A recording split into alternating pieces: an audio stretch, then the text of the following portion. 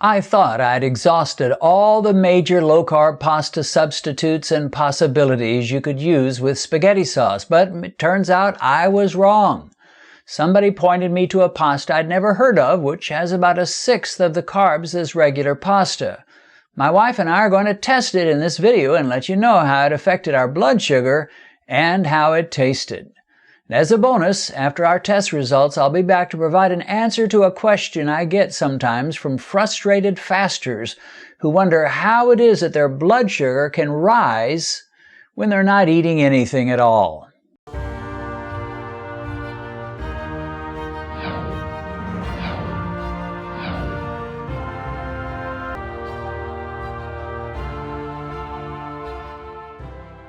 Well, we're going to have yet another spaghetti night. Are you ready for some more spaghetti? I am so ready for it. Well, you know, when I first brought Benedicta over to America, she wasn't used to American meals or American style of cooking, were you? No. And so I was trying to be a gracious husband and teach her about the American ways and the American cooking. And I made you spaghetti. And tell me how you felt about that first spaghetti that I made. Well, that spaghetti was great spaghetti, but, after I tasted it, I was like, I want to throw up. So it wasn't exactly too great, was it?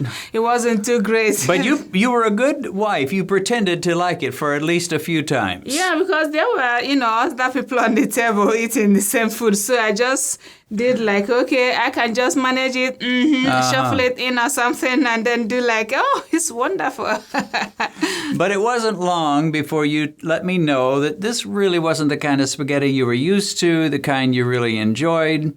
And you started some new practices in making our spaghetti, which were what? What were some of the things you wanted to change about the way? Now, let me just explain how I did it. Normally, I'd get a can of spaghetti sauce and throw it in a pan and heat it up and throw some hamburger in there. Bam, you got spaghetti sauce. Mm-hmm. But somehow that didn't appeal to you too much. You wanted to tweak it and do it with some extra things that you were used to. What kind of things did you like to do? In Africa, there is a way we do our cooking. Like there must be a little oil.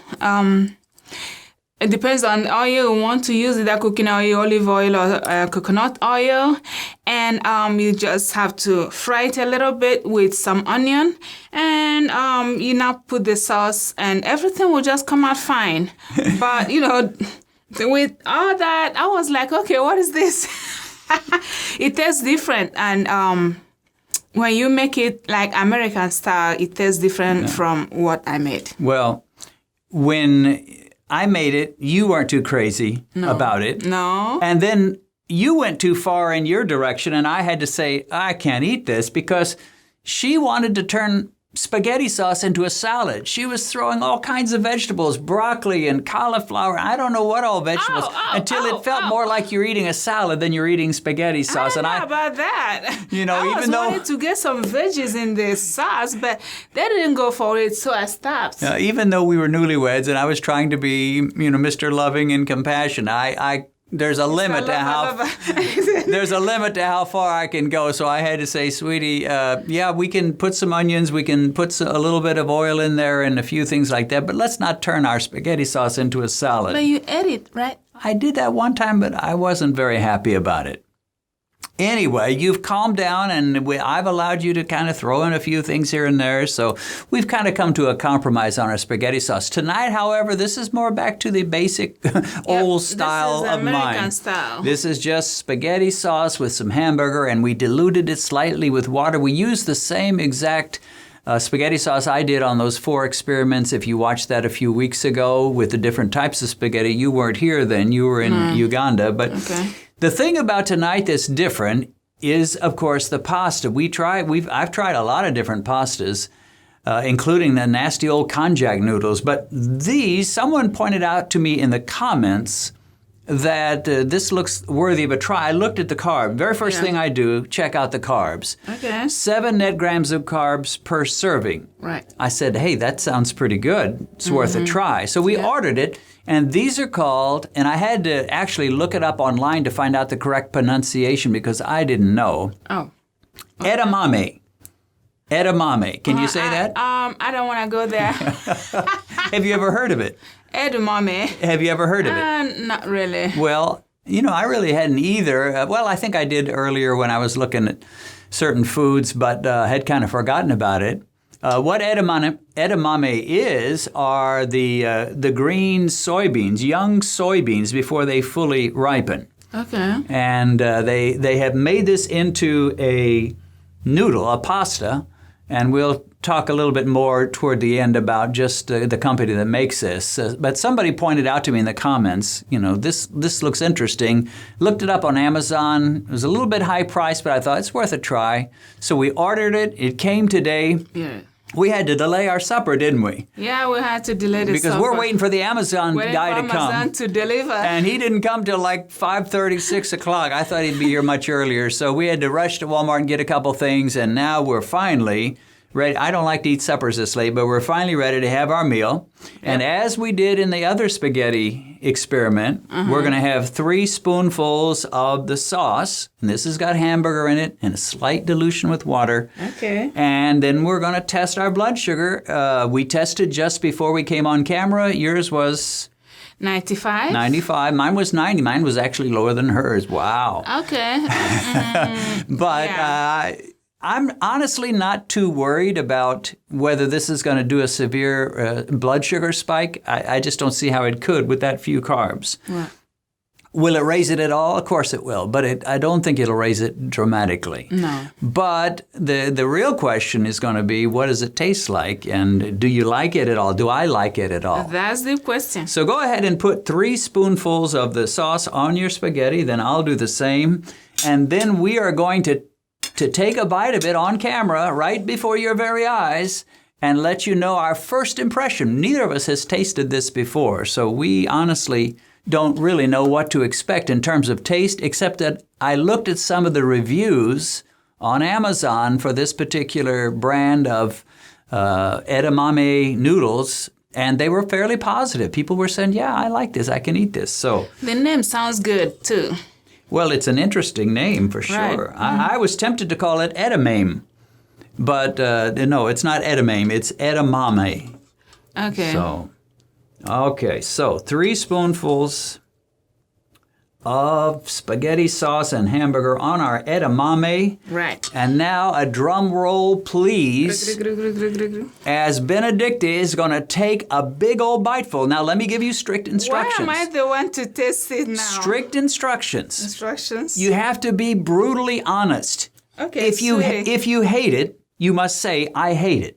If you love it, you say that. If you say, well, it's okay, then you say that. In other words, don't just exaggerate things just to pretend like you like something when you don't. So, with those instructions, take a big old bite of edamame pasta, and let's see. Watch her face now as she takes this. Her face will give it away, even if her words don't quite tell the truth. Her face will give it away. So okay, well, if I'm tasting, I have to go with a smaller portion. No, big old bite. You'll never know what a real taste is if you don't take a big bite. A big bite. Big bite. Oh, okay, like that big. That'll work. Just put it in your mouth. Oh. People are waiting and watching. They're starting to get bored. So you've got to stick that in your mouth. Okay, we have to, here we go. Help me, Jesus. And I will follow her after this, and I promise I won't take as long to try to get my bite. Now watch her face as she eats the edamame noodles. I don't know, I don't see too much excitement on that face. She continues to chew. She's nodding her head a little bit. We're waiting. It's really good. It's good. Now, that's an honest assessment. Yeah, yes. It really is good. Mm-hmm. Well, coming from you, that's pretty amazing because you can be pretty picky. She won't let you know she's picky, and then later she'll tell me, oh, I hated that. So, now it's my turn. Turn. Yeah, my turn. Big one? No. This is a big one. Roll it like this. Give it up, sweetie. Bam. All right.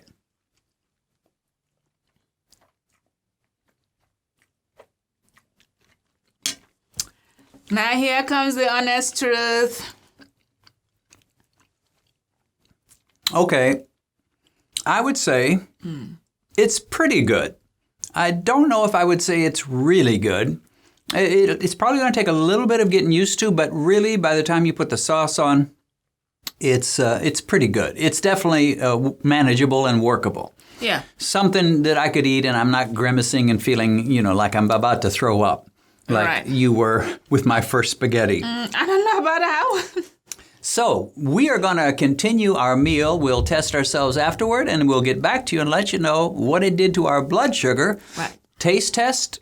From her, a really good. From me, a pretty good. We'll see you after a while. Well, we've enjoyed our meal. We've tested ourselves 3 times. 3 times. So lots more pricking of the fingers. I know. Please, my fans, just help me tell Dennis. She's desperately wanting me to get the scanning kind of a device to monitor blood sugar, and probably I will sooner or later.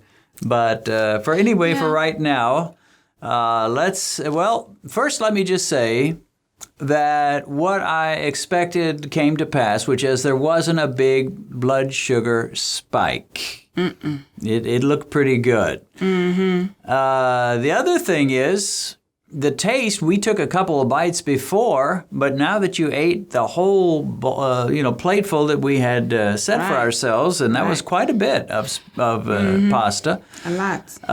Has your opinion changed? Do you still like it as much? Or is this something you'd want to eat lots of times, hardly ever, never touch it again after this YouTube experiment? What's your attitude about this pasta, this edamame pasta? Well, when it comes to this pasta, I like it. I really like it. Number one, it was filling, and it tasted quite good, and it's filling, like I said, and it's blood sugar friendly. So I will say that I like it, and I will eat it again. We don't eat pasta all the time, but once in a while, we can go for it. Yeah. Well, it was, I thought it was pretty dense, pretty heavy as far as pasta, and it really filled you up, right? I mean, we both got full on that amount that we ate. So why don't you just share, we're looking at the column, what your blood sugar tests were. You started at 95 before you started eating. Tell us your 1 hour, 1.5 hour, and 2 hour tests. Well, I started with 95. And in 1 hour time, I was 114. And then in 1.5 hours, I came to 112. And in 2 hours,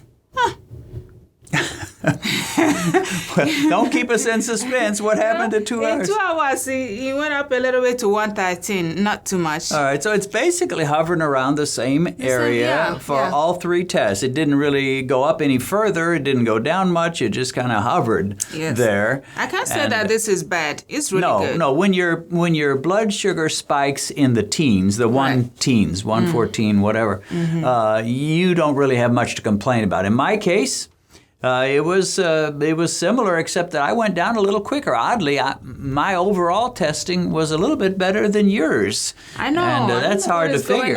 Started out a little bit lower at 90. 1 hour, I was at 113. That was my peak. By 1.5 hours, I was down to 101. And then by 2 hours, it floated up just a little bit to 104.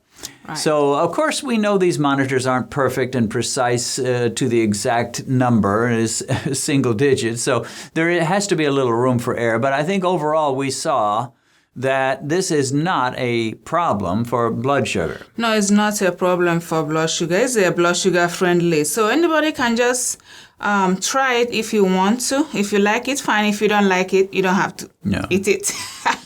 Well, it wasn't a problem for her, it wasn't a problem for me, and of course I'm the one we are really looking at because I've had serious blood sugar issues. She has not.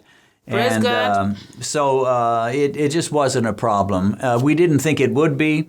As far as the taste, you liked it quite a bit. I wasn't quite as crazy about it. I would rather have some good old spaghetti squash as my pasta rather than this. I thought spaghetti squash is quite a bit better. But I would eat this. It's not terrible. It's not bad. It's just not as exciting as some others. So, and I thought that the zucchini noodles, the zoodles as they call them, I thought they were also better than this. So this would be like my third on the list. But blood sugar-wise, no problem. This is produced by Explore Cuisine. We got it from Amazon.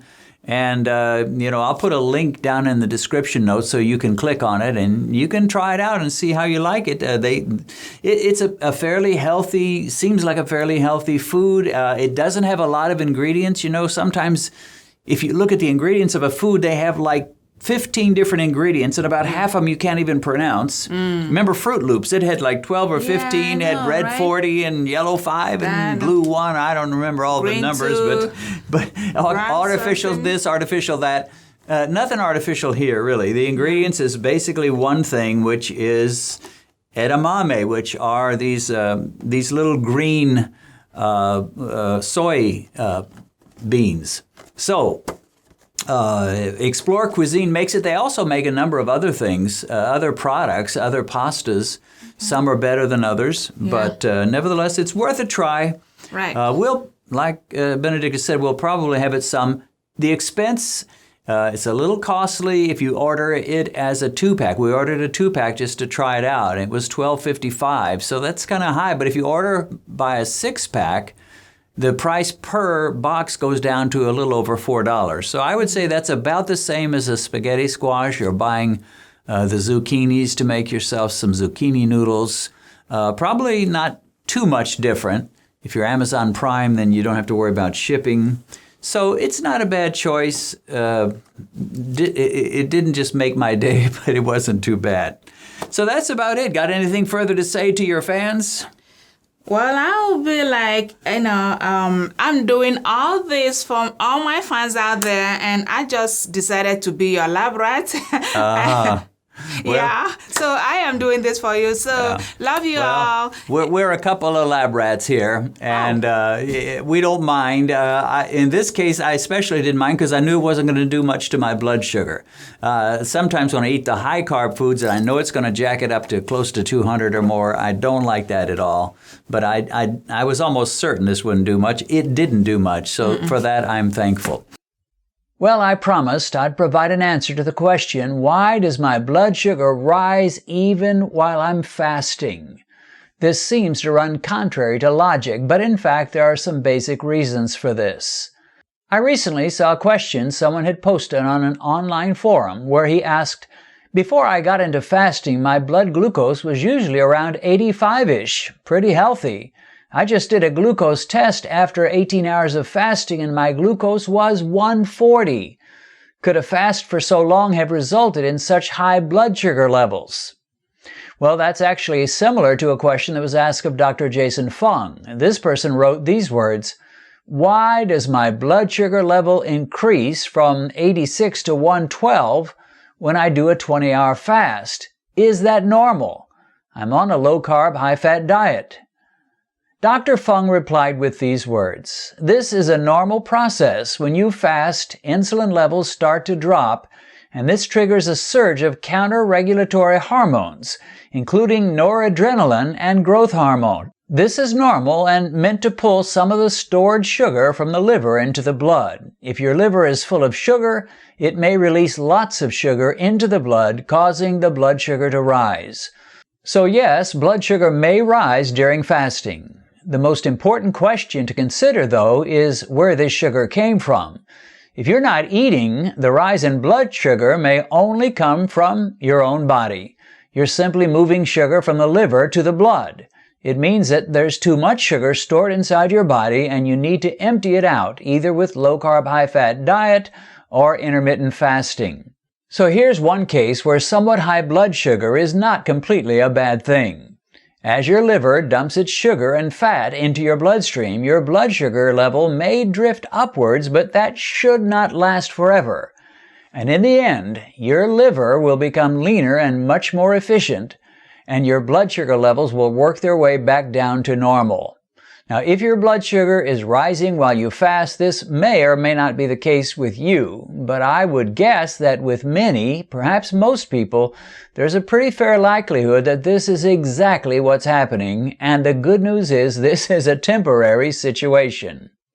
Okay, that's it for now. Hope you enjoyed the video. If so, give it a thumbs up and consider subscribing and clicking the bell icon so that you'll be notified every time we post a new video. God bless. See you again soon.